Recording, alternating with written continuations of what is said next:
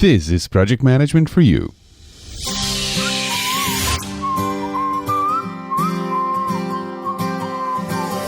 Are you a solopreneur, individual, or small business owner who struggles with ideas and lacks converting those ideas into reality? Do you underpromise, afraid you won't deliver?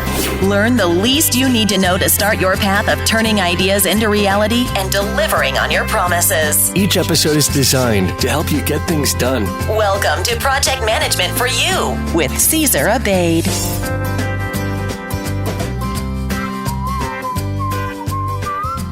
Hello and welcome to the 17th episode of the Project Management for You podcast series. I am Caesar Abaid, your host, and it is great to have you here. On this show, I bring you my conversations with the best project managers I know as we try to break down and explain project management to you so you can start turning your ideas into reality, delivering on your promises, and getting things done by using project management principles. Now, as I said, this is episode 17th of this series. If you are a subscriber of the Project Management for You podcast, then this means that this series is coming to a close in a few days. And what you might not know is that this series is a special series that is part of the Project Management for the Masses podcast, which is an ongoing show. So if you'd like this type of content on project management and you are a subscriber of the Project Management for You podcast, you can go ahead and subscribe to the Project Management for the Masses podcast, which you can find at iTunes and all major catalogs, including Stitcher and others. Now, if you are a Project Management for the Masses podcast subscriber, then you don't have to do anything. Life is going to go on as usual after this series is done. But you can go to pmforthemasses.com for more details on how to subscribe to the podcast.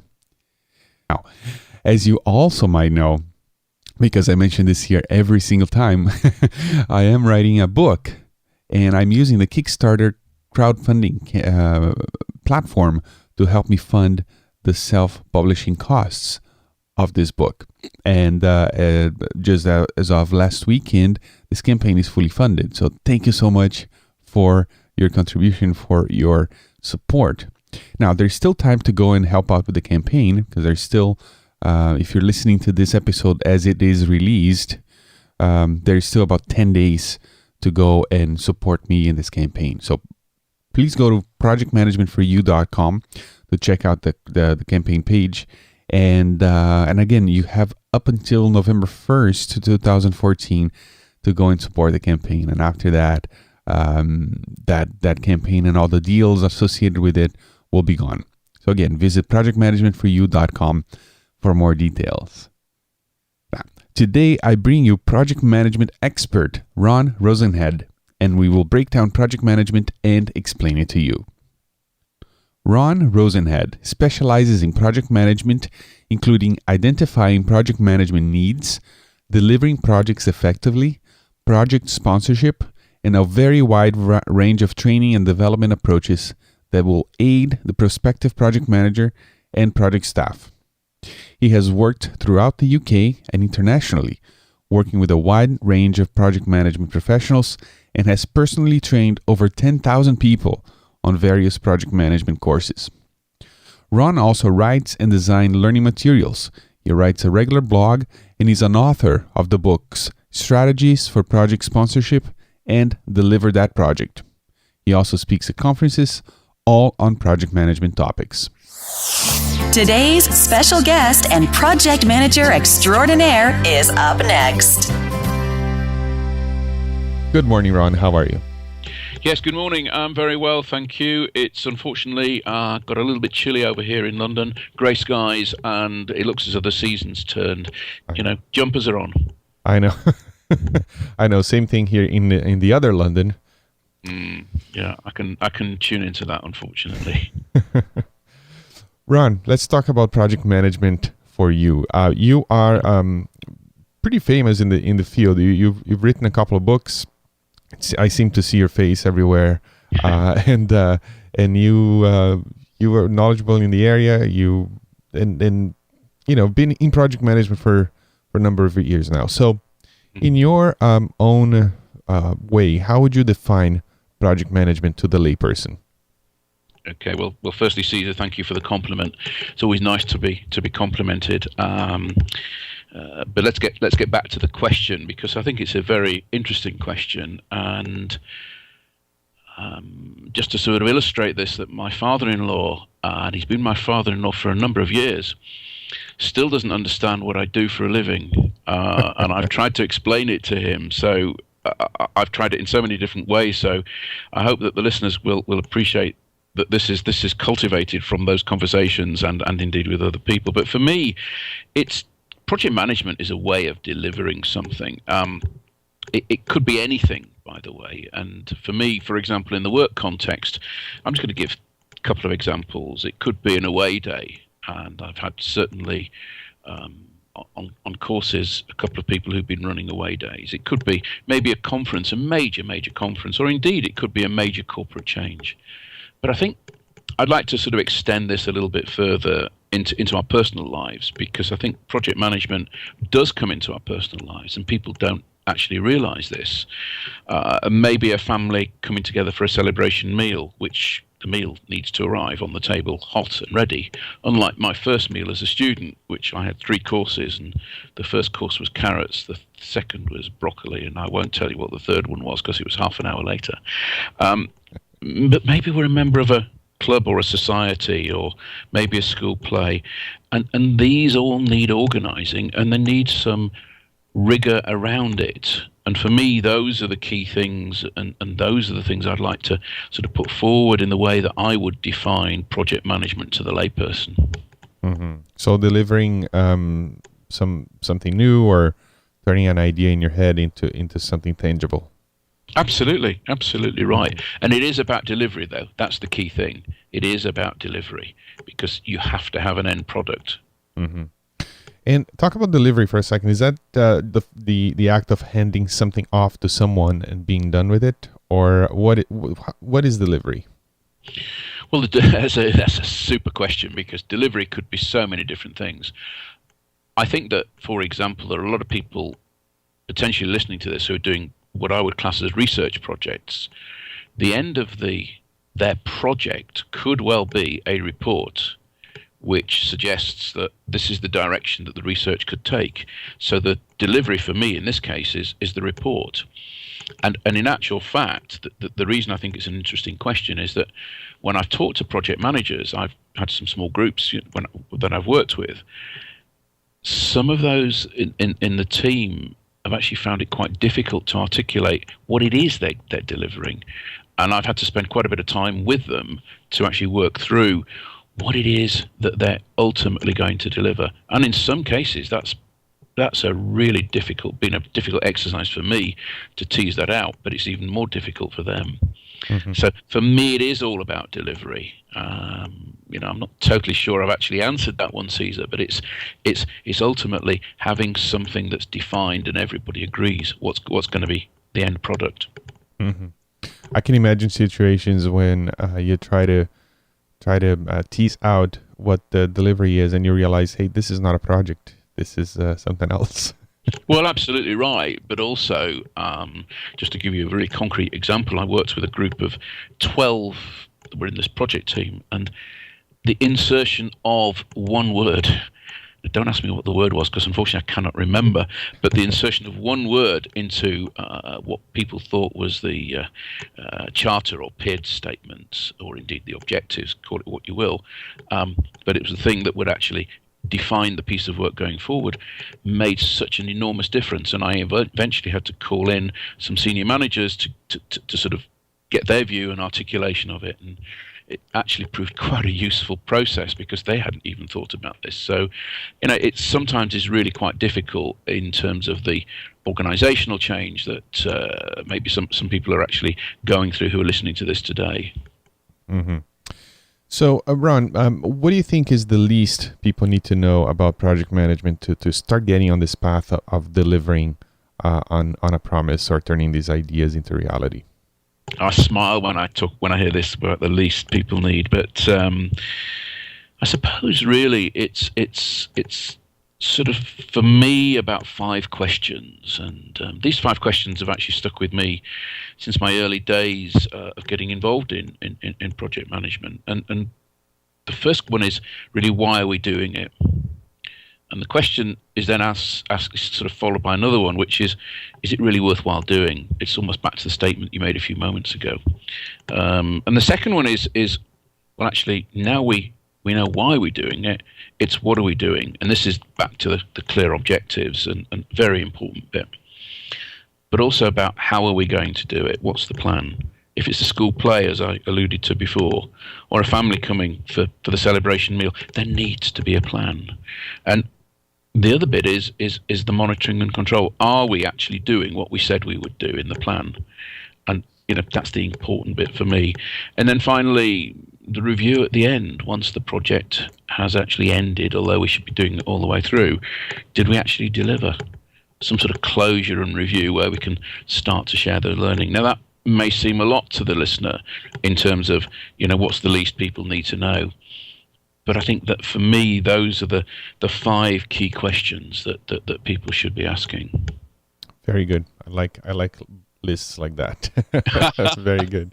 Well, I try and make things as practical as possible for people. And one of the things that I've seen over the years, or lots of stuff I've seen over the years, makes it so complicated, introduces a tremendous amount of jargon and so on. So I think we've got to help people along this route and give them really practical tips. And I'm hoping that those 5 will be of help. Very good.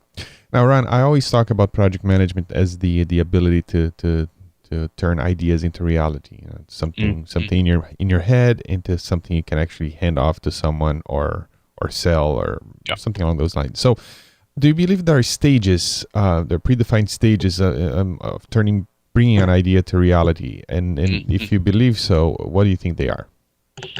Well, I just want to illustrate this, that my company, we worked with one client who had a 13, if you like, stage process to bringing an idea to reality. And I, to be honest, the whole of the organization was rather lost in this thing, and I did actually recommend them to simplify it. So, again, for simplicity's sake, and it links back to the previous question, really, for me, there's got to be some sort of initiation stage, which establishes the why, the business case. Is it worthwhile doing in the first place? And there are lots of examples that probably we all know and think to ourselves, well, this really isn't worth doing because the benefits aren't worth it. And then we move on to the next stage when we've agreed that we've got a project and we need to define what it is we're doing. And again, back to the objectives. And for me, it's much wider. Of course, it's understanding what the roles are in projects, and also ensuring that we do stakeholder management, and maybe a bit more about that later. Once we've established that there's a project worth doing, the initiation stage, and we've got through to definition, we need to put our plan together. And that's, what are we doing? And we have unfortunately, he's no longer with us, a comedian who died called Spike Milligan.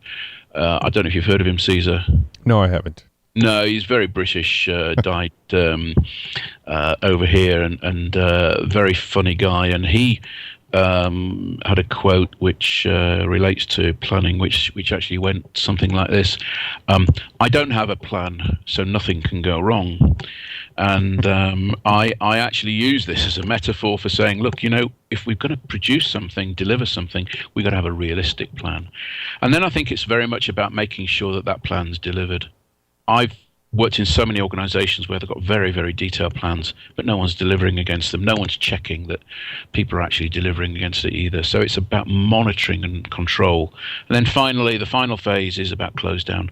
It's about reviewing firstly closing, and then reviewing that we've actually said what we said at the beginning is actually being delivered. So just to repeat those 5 stages: initiation, why we're doing it; definition, what are we doing; delivery, planning, how are we doing it; delivery, are we actually delivering against the plan; and finally, close down and review, did we deliver? Those for me are the stages that are necessary, short and sharp. Yep, and not only that, but textbook correct. Well, I think that's an interesting statement in itself, because some companies have got maybe internal governance processes which actually do mean that you can do it a step less, or you've got to put in maybe another stage or whatever. But just to go back, the 13 stages that we had with the client was just a tad too many, by about 8, I think. Yeah. Very good. No, I agree. That's and very well explained. So thank you very much. Okay.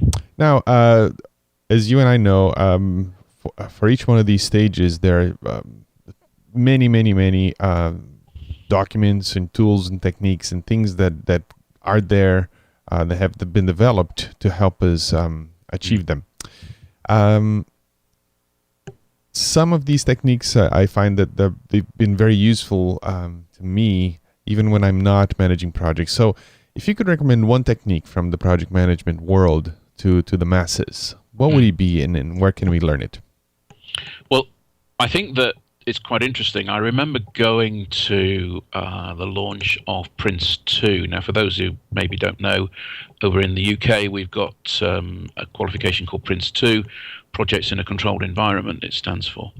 And at the launch of this, we were given a sort of quick overview of it, and someone said, well, any thoughts about what's missing? And I put my hand up and I said, well, I think in fact, I know stakeholder management isn't included, and I feel it should be.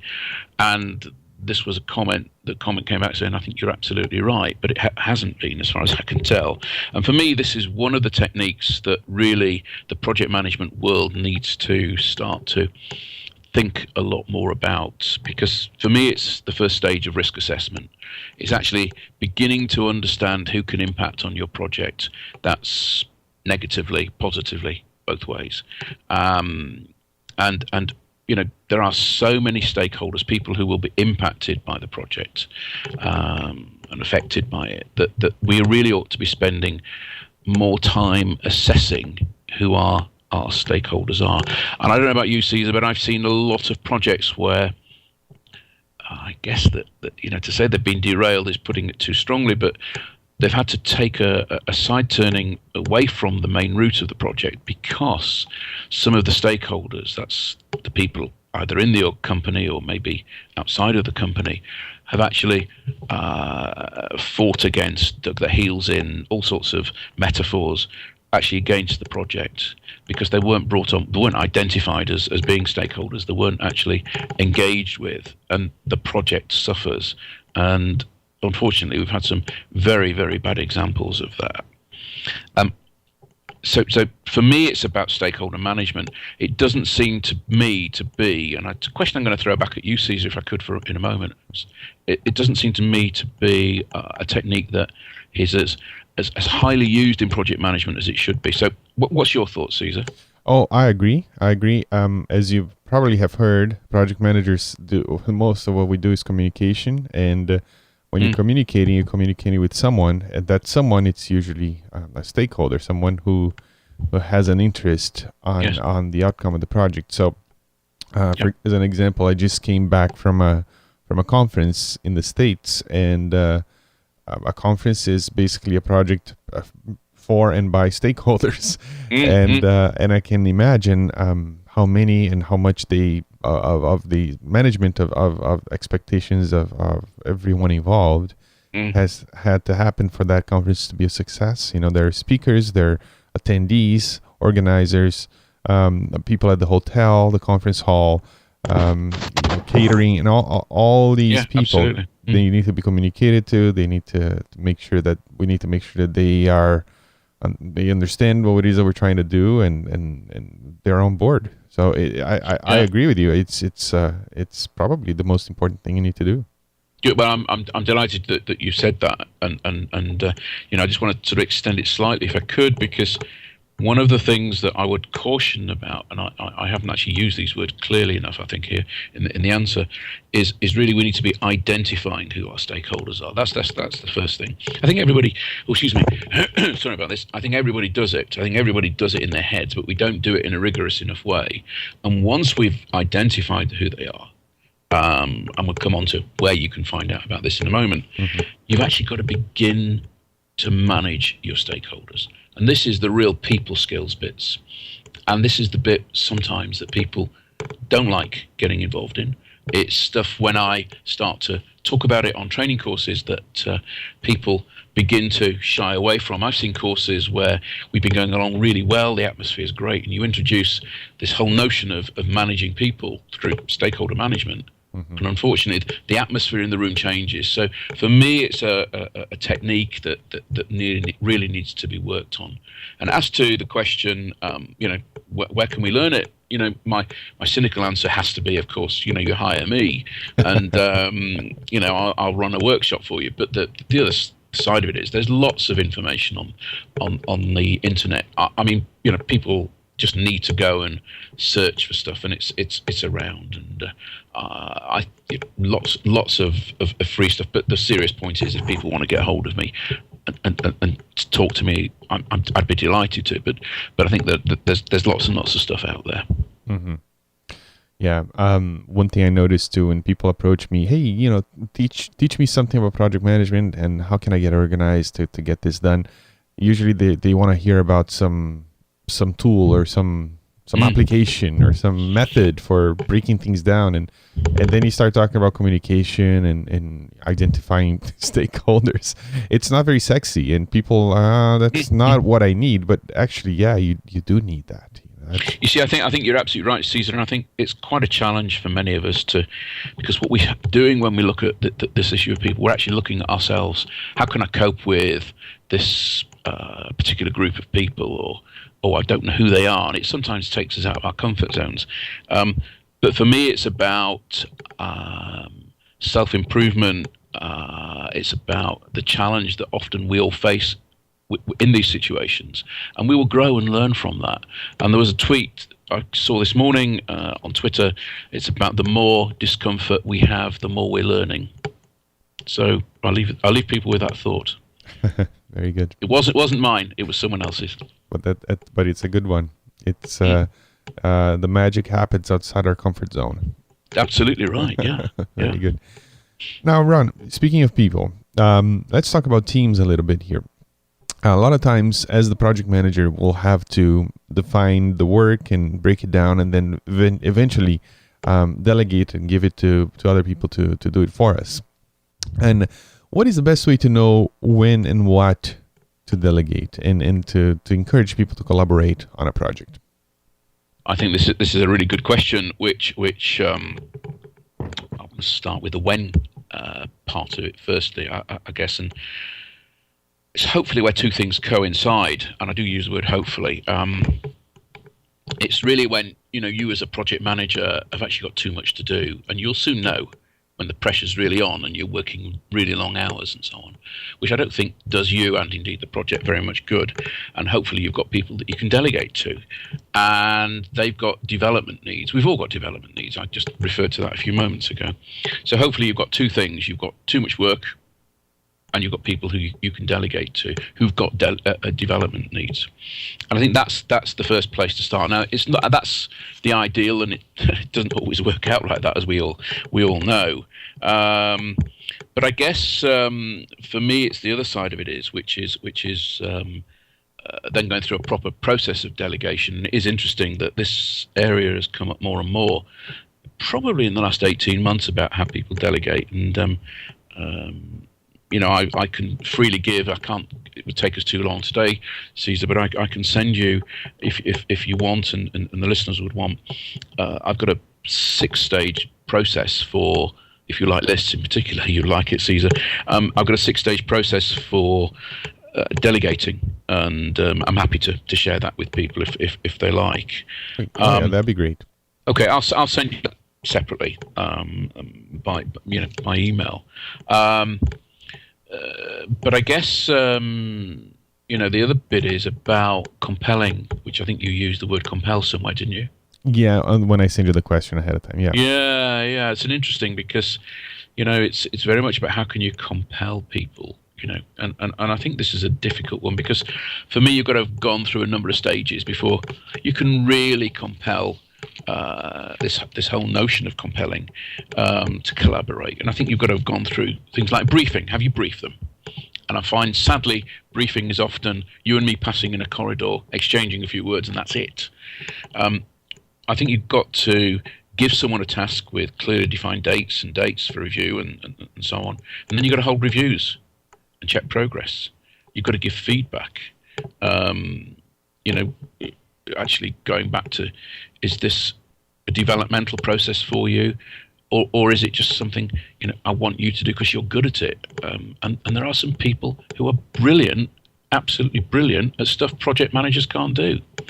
And maybe we need to direct a person a bit more to be very, very specific. Caesar, I want this by, and so on. The date, the time, and this is the output that I require.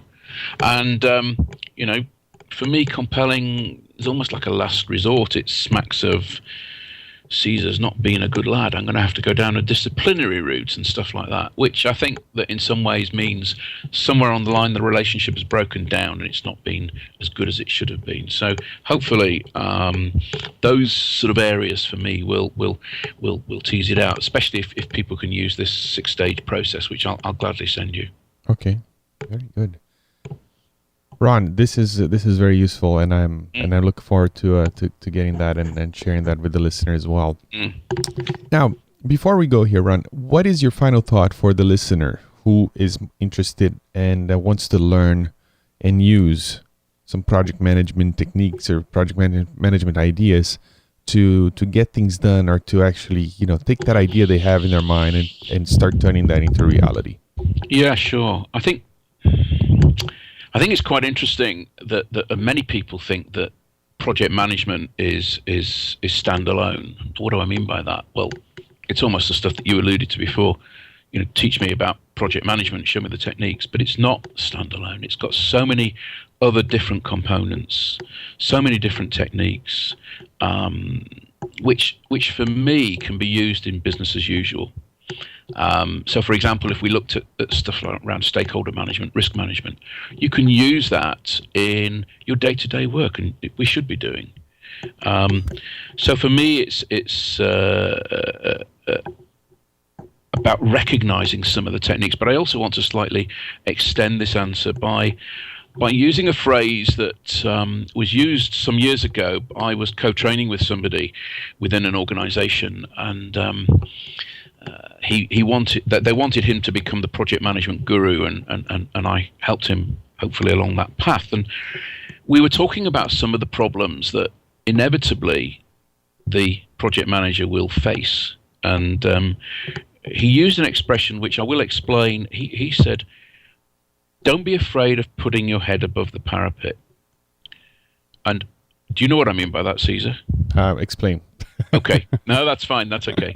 It's actually turning round to senior managers and saying, "Well, I'm not actually sure what you want me to deliver here." Okay. It's actually saying, "I don't know if we can do this, bearing in mind the capacity within the department, within the project, whatever it may be. It could be a budget issue and so on."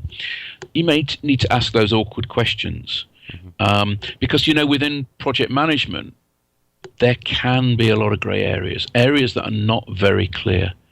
And, I think that unless we start to ask these questions, they will remain grey. And I guess both of us have got hundreds and hundreds of examples over the years where things are grey, and we need really to put our head above the parapet. Now, the guy who said this, Stuart, and I'll continue just for a moment if I could, said, somewhere along the line, by putting your head above the parapet, you're going to get your head kicked in. He said, it was a metaphor, please. He didn't mean it in a violent way. He said, so why not get it kicked in early so that you can answer some of those difficult questions rather than a little bit later on? So putting your head above the parapet is really, really important. And this was a phrase that we put into, and we had a lot of argument about with my fellow authors in Strategies for Project Sponsorship, one of the books you mentioned, because many people don't have project sponsors, we found out. So let's understand that sometimes, on most occasions, you can't run a project without a project sponsor. So don't be afraid of putting your head above the parapet. Mm-hmm. And project sponsor, for those who don't know, are the people basically paying for the project, or the ultimate client, I guess. Absolutely right. Yeah. Okay. Ron, this was really helpful. Thank you so much. If people want to learn more about you and what you do, where should they go? I've got two websites, a blog site, which is ronrosenhead.co.uk, and I've got a company website, which is projectagency.co.uk. People are very welcome to go on there. And if they want to make contact, there are some contact points on the form. I'm based here in London, and I'd be delighted to hear people if they want to get in touch. Am I allowed to give my email address? Yes. Please. Oh, okay. Yeah, it's a very simple one. It's that's Romeo at projectagency.com. And I really would be delighted to hear from people. But I will send Caesar the thing about delegation, because I think it's an important tool that we should be passing around to different people. Very good, Ron. Thank you so much. This, as I said, this was really helpful, and I'm gonna add the links that you shared, including the links to your website and your email address. I'm gonna add that to the show notes for this episode. Ron, thank you so much for your time, for sharing your expertise, and for just being a great guy. Thank you very much. Thank you very much, and thank you for the compliments. I wish everybody well. Thank you. Project Management for You. Promises delivered. Gain more insight with Caesar's book, Project Management for You, at projectmanagementforyou.com. All right, so I hope you enjoyed my conversation there with Ron Rosenhead. Now, as you can tell, Ron is a project management powerhouse. He's very, very knowledgeable. He has a lot to share. So I really recommend you visit his website and the resources that he mentioned during the interview. He's also very approachable. He's on Twitter. He has a lot of followers there. So I recommend you connect with him as well on Twitter and LinkedIn. Now, if you enjoyed my conversation with Ron and you have been enjoying this series and you'd like maybe to learn more about project management, you think this might be helpful, or maybe that you can see how it could be helpful, but maybe you'd like a more step-by-step approach, something more simplified, something more of an introduction, then head on over to projectmanagementforyou.com and consider backing this project, because I'm writing a book for you. If you're listening to this episode during the month of October, you'll be able to back the campaign and be one of the first people to get a hold of the book. And if you are listening to this past November 1st, 2014, then you will still be able to go to projectmanagementforyou.com and place an order for the book there. So again, I hope you enjoyed my conversation with Ron. That's what I had for you today. And this series is wrapping up soon, and it's been a pleasure to do it for you. And I'll talk to you tomorrow. And until then, remember, the life is a project and you are the manager. Ciao, ciao. Thank you for listening. Tune in next time for more inspiring interviews and key information to help you get things done. Want to learn more? Go to projectmanagementforyou.com and order Caesar's book, Project Management for You. Your path of turning ideas into reality starts now.